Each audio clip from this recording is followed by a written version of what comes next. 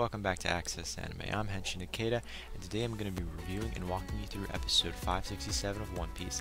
Now, of course, I'll keep my rating at the end of the clip, so I can drift through this review pretty quick. Things I didn't like about this episode, no battle scenes really. We're seeing the end of all the officers of the new fisherman pirate crew, so there wasn't a lot of battles per se. They're all done.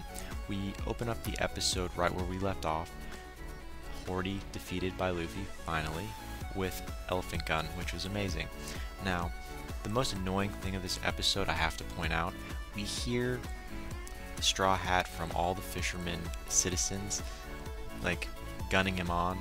Well, not gunning him on, but you know, go Straw Hat, go, because they wanted to save the day. That got kind of annoying. You know, you hear it for the first 5 seconds to 10 seconds, okay. 30 seconds to a minute, okay, knock it off. But I digress. Let me get into the episode. Hori's defeated, moving on. All the officers are defeated, and we get to see them. All the end results of all Straw Hat crew versus the new Fisherman Pirate crew, except for Nami and Robin. I was a little dissatisfied, and I kind of thought we'd get to see them kick the crap out of not just normal new fisherman pirates, but you know, the officers. But sadly that wasn't the case. We do not get to see that. However, we do get to see Sanji. He was one of the last ones we get to see crashing down on top of the blowfish monk, which is named Wastami? Washab? See, I can't even pronounce the name, that's kind of sad. But it starts with a W. I believe it's Watsumi. Said it. There we go. Took me a while. But yeah, he ends up crashing down on top of, well, he gives the fisherman pirates a heads up, which was stupid. But anyways, you see the blowfish monk crash down on top of all the rest of the pirates, and it's kind of funny because now you see all the Straw Hat crew reminiscing, like patting each other on their back, way to go. And then Robin, I love what she says. She looks at Frankie, or she's at least around Frankie, she says, yeah, that robot, totally useless. I'm like, yeah, you said it. I'm sorry, Frankie is a good shipwreck, or I don't even want to say what he really does, but you know, he repairs various ships, and he's a shipwreck guy. He's good with ships, and he's like Vegapunk to a point. You know, he's great at creating things and engineering, you name it. But when it comes to creating an ultimate weapon, he's a joke. Just saying. He's not my favorite character, but that one move with the beam, that was probably the best move I've seen him ever do.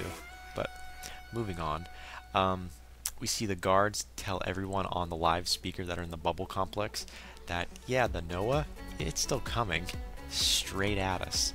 So everyone's looking up and they're running frantically, you know, the citizens and the pirates, everyone. And then everyone stops and like, wait, Luffy's on the ship, he's still going at it. Go, Luffy, go. You know, go, Straw Hat. And that, hence why I said it's annoying to hear them cheer him on, because they're all saying the exact same thing. Now, I have to bring this up. One of the random fisherman citizens, they said Luffy reminded them of one human that from 20 years ago.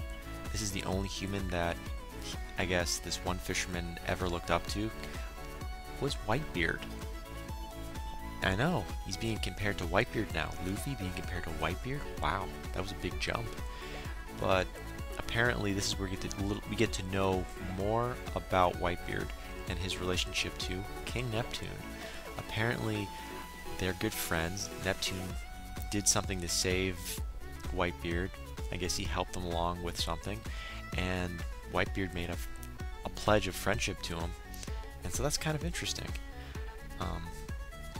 So more of the citizens stop, and no one's really leaving the island anymore. A couple citizens you can see leaving, but they're putting their whole faith in Luffy.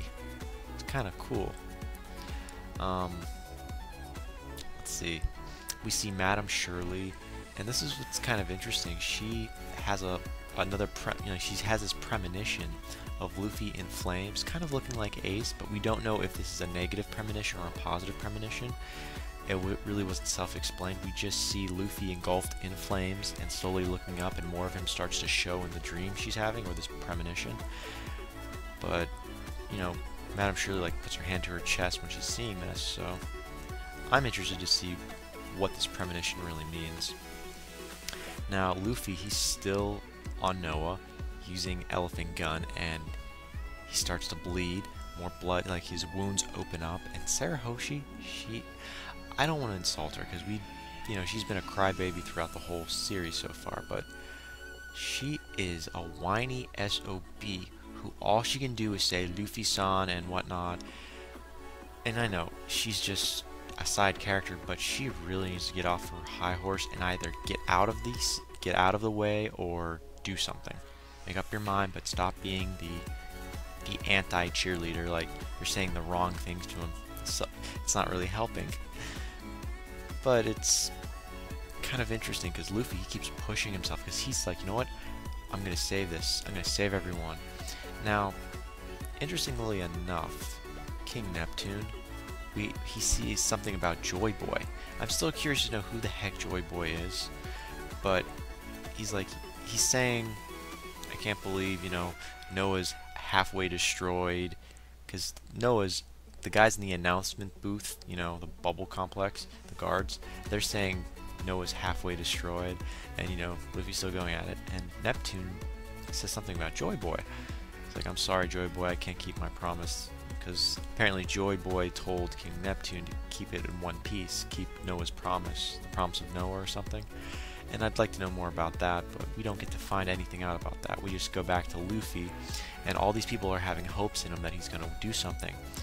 And finally, Sarah Hoshi really yells frantically something, and Luffy hears a male voice say, "Stop."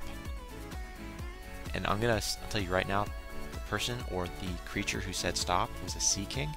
You see all these Sea Kings around the Noah, and Luffy's slowly passing out because he's maxed out. I've never seen him maxed out to that extent. I know that's not his full power. I'm just saying, for the Elephant Gun, that's his extent, because he was draining of blood. I mean, he's gone. How many times did he kick Horty's butt? It's a lot of draining. He's drained. Got bite marks, blows to the chest. Then you hear another Sea King say, he's fine. Like, he'll be okay. And then Sarah Hoshi, I mean, this is what Luffy can hear. He can hear the Sea Kings. This is because he's wondering who said stop, and then he hears someone say he's fine. At the same time, Sarah Hoshi, she hears it, he's fine, and then she looks around, and these Sea Kings are everywhere, and Luffy's passed out, and he hits into the little part of Noah, like the deck, the middle of the deck where it enters the cabin.